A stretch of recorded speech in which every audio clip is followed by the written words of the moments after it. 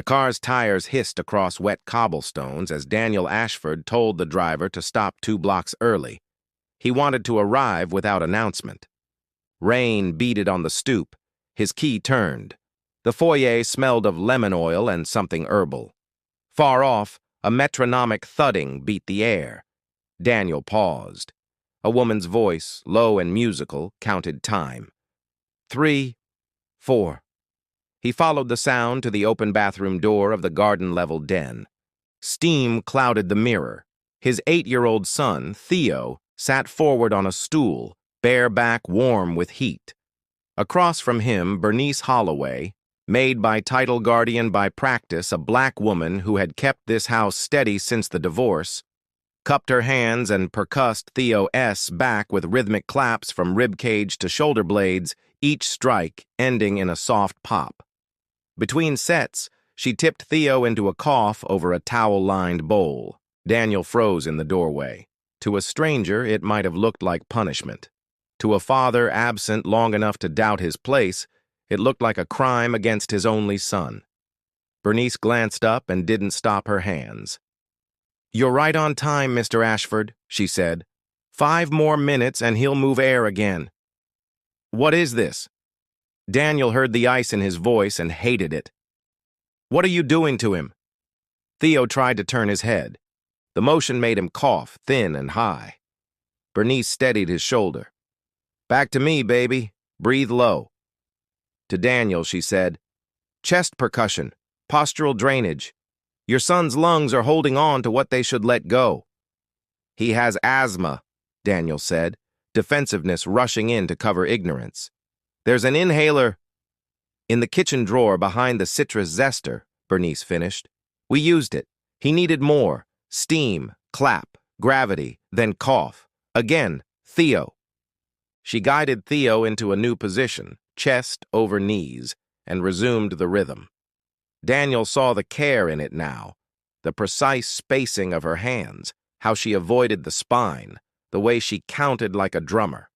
Theo's breathing, ragged at first, began to deepen, each exhale excavating something stubborn. Daniel's shoulders dropped.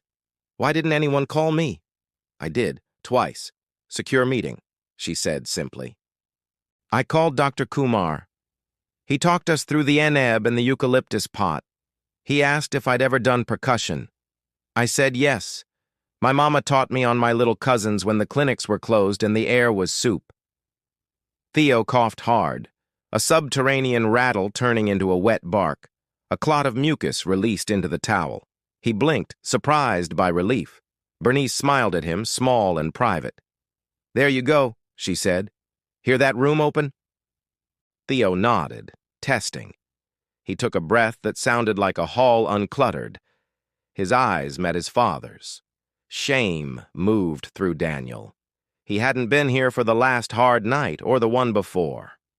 Bernice set the towel aside and pressed a warm compress to Theo's back.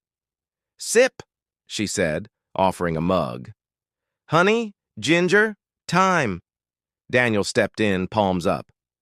"May I—" "Here," Bernice said, orchestrating the handoff. Daniel held the mug while Theo sipped. Up close, he saw the sweat in the boy's curls. He steadied the cup with one hand and Theo's knee with the other and tried to memorize the weight of both. "I thought she was hitting me," Theo said, voice small and sheepish. "I was worried," Daniel said. "I'm sorry I wasn't here." Bernice met Daniel's eyes.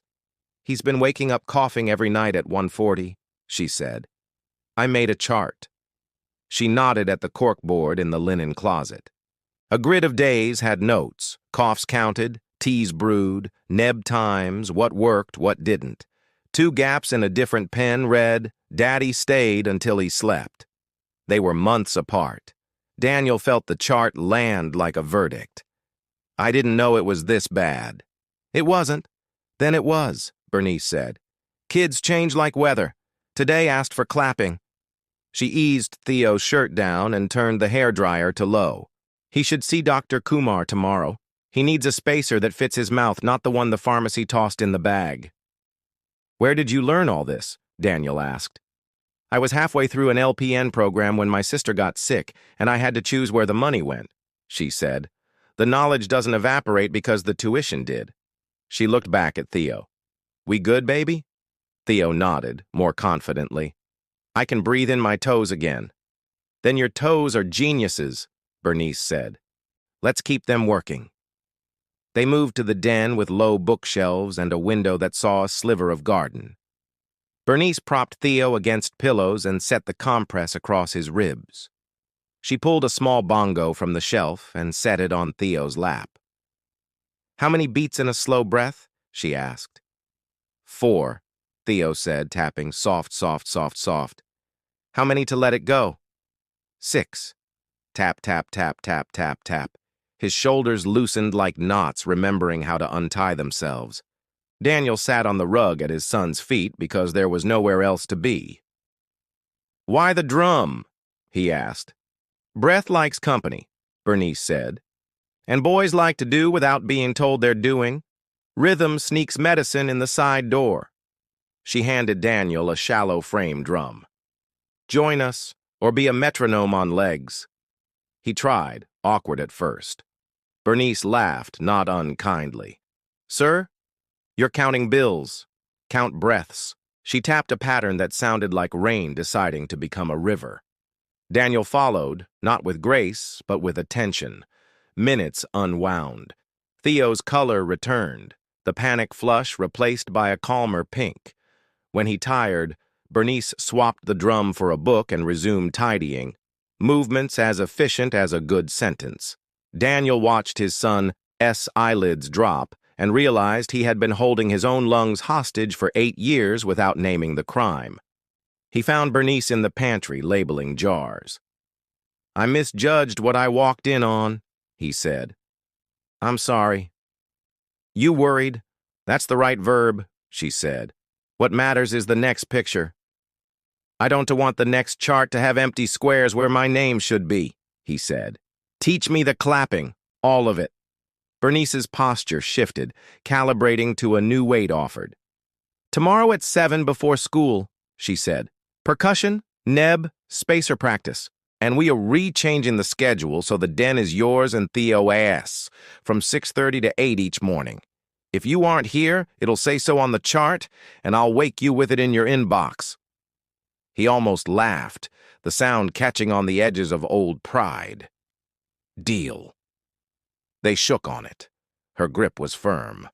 That night, after Theo slept with his hands cupped on the drum like a promise, Daniel stood in the doorway and watched the slow rise and fall of a small chest that had been an entire universe. In the kitchen, he found Bernice writing a note for the morning, dosage reminders, a nudge to send sneakers for Jim, a line that said simply, proud of you, both of you. Bernice, he said.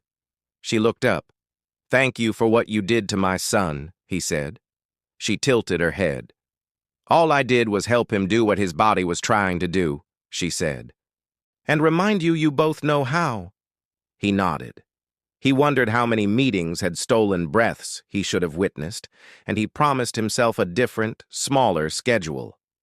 Outside, the rain moved on. Inside, 3 people inhaled, exhaled, and counted it together like music waiting for someone to keep time.